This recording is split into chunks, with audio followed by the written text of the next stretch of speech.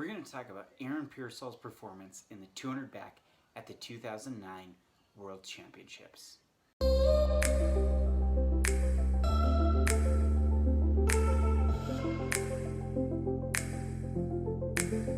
But before we get into that, let's look a little bit at the context. So, in 2000 at the Olympic trials, a very young 17-year-old Aaron Peirsol burst onto the scene and qualified to second in the 200 back and ended up winning a silver medal behind another American, Lenny Kreiselberg. Then at the 2001 World Championships, he qualified as an individual berth in the 200 back and went on and won the 200 back at that World Championships. And he did not lose another international 200 backstroke until the 2007 World Championships in Melbourne, Australia, when Ryan Lochte came on the scene. Ryan Lochte beat him in finals, and Ryan Lochte broke his world record, which Aaron Peirsol held since he set the world record in that event since 2002. And then at the 2008 Olympic trials, Aaron wins Olympic trials. He equals Ryan Lochte's world record that Ryan had set last year, and both of them qualify for the Olympic Games in 2008. Peirsol is the defending gold medalist, but Lochte is now on the team in the 200 backstroke, and they go to the games, and Lochte beats Peirsol again, and then lowers his world record. This time now, Lochte has his world record standing alone. And then we go to World Championships in 2009, where both Lochte and Peirsol, again, they qualify for the 200 back. Peirsol also qualifies in the 100 back, where he was the former, he's the defending Olympic champion. He was the current world record holder at the time, and he goes to the games with the pressure of, being the greatest backstroker of a generation, going to those World Championships, and steps up, and he actually misses the finals in the 100 back, his first individual event, and mostly due to his own miscalculation. He was trying to conserve his energy to make it through prelim, semis, and then a finals round, and just didn't swim fast enough to make it into finals.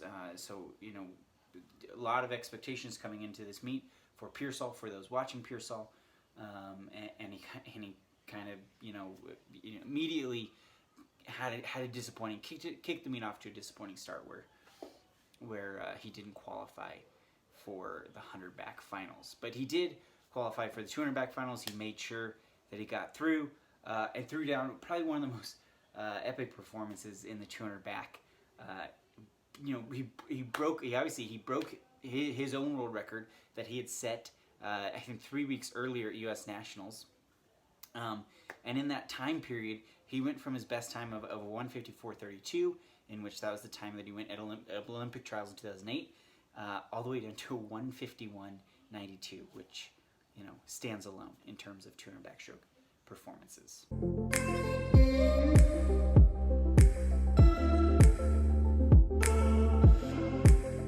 So when we take a look at his tempo, in his first 50 he was 1.3s, in his second 50 he was 1.4s, in his third 50 he was 1.4s, and then in his last 50 he averaged 1.3s. Most of that was due to him really kind of ramping up the tempo towards the end of the race. I'd say a bulk of that 50 he was probably still in the 1.4 range, but very, very consistent. I mean, really, the biggest tempo margin he had in the whole race wasn't more than 1/10 of a second off per cycle. So very consistent tempo throughout the race, and that's kind of the story of how he raced it. He had a very smooth. It wasn't a super over aggressive tempo. It wasn't a slow tempo. Just a very smooth, consistent tempo.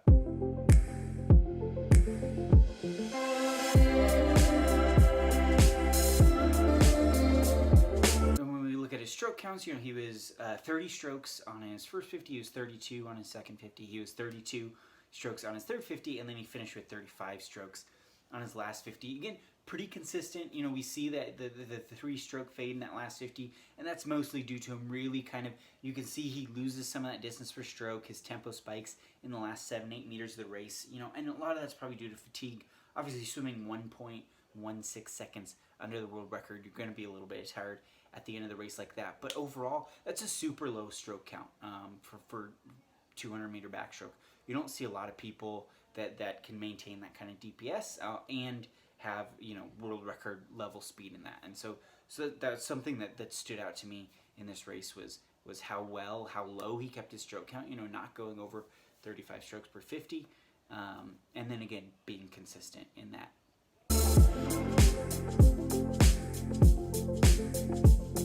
His turns and underwaters are interesting because he doesn't have like this huge mind-blowing underwater anywhere throughout the race. He has 7 kicks off of his first wall, and then he 6 kicks off of the last 3 walls. Not a huge discrepancy. Again, consistent is the word here. He's pretty consistent in the number of dolphin kicks he's taking off of every single wall. And we're not seeing like these huge, like, starting off with 11 or trying to hammer and do a 15-meter kick out on the last race like we've seen Katinka Hasu do. Just consistent, under his control, powerful, consistent, getting him where he needs to break out, getting him into his rhythm, and then moving on to the stroke. And so I think that's interesting, right? He obviously developed a strategy and figured out what works the best for him. We look at some of his other races, it's a little different, but over the course of a decade of racing, he kind of found that's where his bread and butter is, 6 to 7 underwater kicks on every single wall. Not trying to make one wall more impressive than another, just again, being very consistent in that race.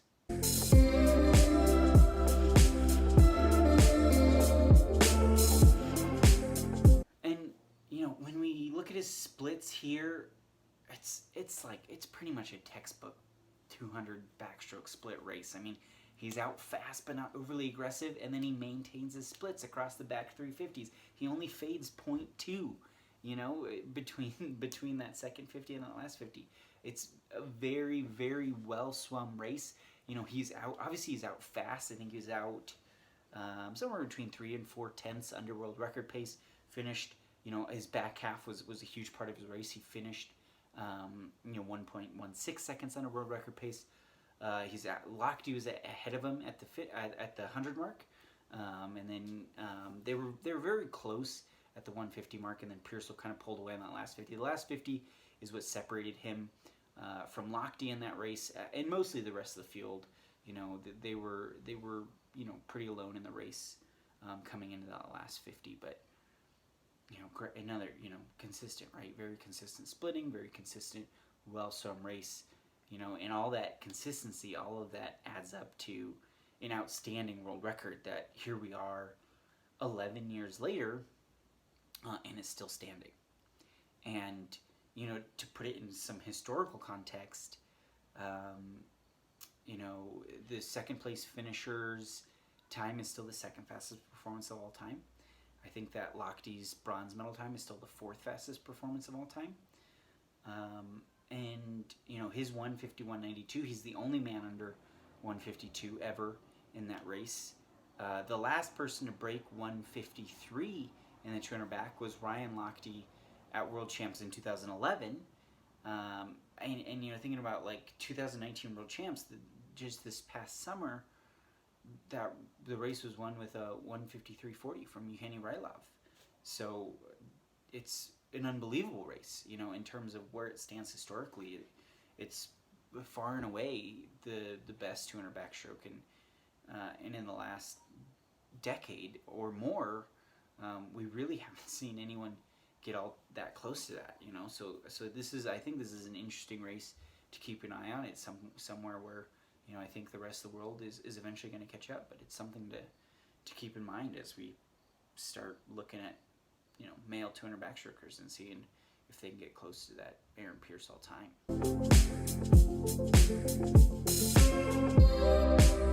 And obviously we want to take away that consistency in his racing, but that's something we talk about, right? That just comes down to practice, being able to practice and execute your tempos, your stroke counts, all those things. That's what we see all elite swimmers do. I think the thing that impressed me the most about this race is the context, is coming in with this series of disappointments, with this series of failures, and obviously winning silver medals at World Championships and the Olympics isn't failure by most standards, but it was a failure to him. He wanted gold medals in those races. He wanted to keep the world record. He didn't want Ryan Lochte to take that away from me. He didn't want to lose to Ryan Lochte in those races, and he had expectations for himself. We read these interviews where he talked about potentially retiring after 2008. Very great, career for him. Very lots of international success in those 8 years, but he had unfinished business to get back to the pool and to keep racing. And then even at that game, even at the World Championships, experiencing that disappointment and not making finals. Feeling like, one, he let himself down by not holding himself to the personal standards of success, to the racing that he was accustomed to in that games, but also letting Team USA down a little bit too. Going there, representing Team USA, being part of the team, being the defending Olympic gold medalist, being the current world record holder at the time, and not making finals. It's a pretty big disappointment. And so the thing to take away from that is I think just being able to put that behind you, being able to put those disappointments and failures behind me, being able to learn from them, right? Where are the gaps? We had the goal, we reached the goal, we fell into the gap. What is that gap? How do we fill it, and how do we move on? And that's something he did incredibly well. Dealing with 18 months or so of not getting the performance that he wanted, and then coming into a meet in which he was hoping to have a ton of success at, and then hitting a stumbling block again right away, but bouncing back and putting together, one of the greatest races of all time, putting together just an outstanding race from start to finish. And I think that that's something that everyone goes through. We're all going to encounter disappointment or failure on our journey to achieving our goal or achieving success, whatever that looks like for us. And just knowing that doesn't define us. It doesn't define our career or our legacy or what we are or who we are. And knowing that even the best in the world, even someone who has a storied career like Aaron Peirsol, encounters that kind of thing too. And being able to move past it is a huge part of becoming what you want to be, what you envision your success.